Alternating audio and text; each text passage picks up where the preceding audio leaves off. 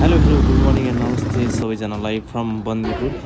आज चाहिँ हामी बन्दीपुरको ट्रेकिङमा निस्केका थियौँ।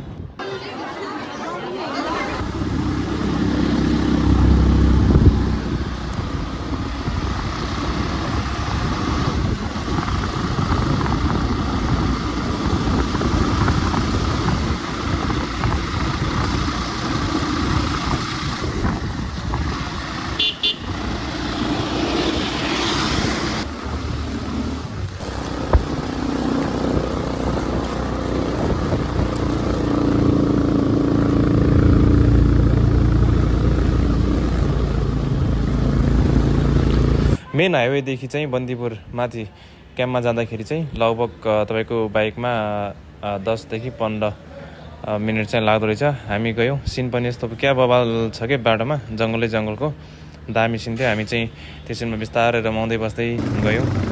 यतिको कुल इन्भाइरोमेन्टमा जानु पाउँदा चाहिँ कसको दिल गार्डन नहोला र होइन र। त्यसपछि हामी पुग्यौँ सिधै बन्दीपुर बजार। थकाइ लाग्छ हो यस्तो क्याम्प गर्दाखेरि त सुरुमा नगएको मान्छेलाई। हेलो ल हेर्नु, हामी त्यत्रो तलबाट यत्रो क्याम्पिङ गरेर आएको छौँ है। त्यो पनि बिहान गर्मी थियो ठ्याक्कै।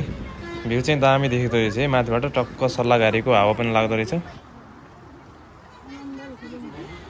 हामी जाँदाखेरि चाहिँ न्यु इयरमा गएको, वैशाख 1 गते है, 83 सालको। यो मन्दिर पनि यसो निर्माण कार्य भइरहेको रहेछ।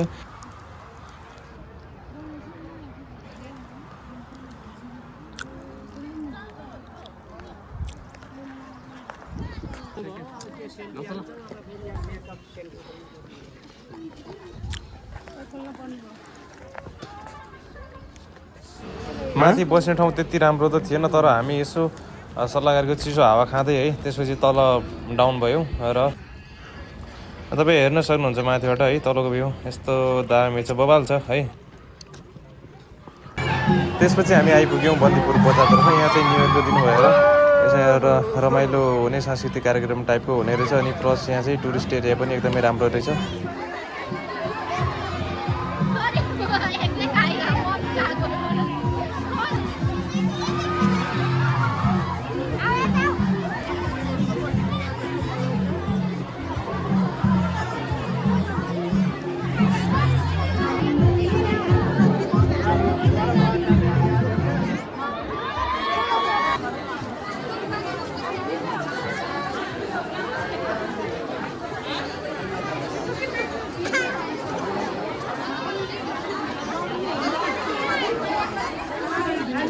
र आजको ब्लग चाहिँ यति नै। सिउ बाइ।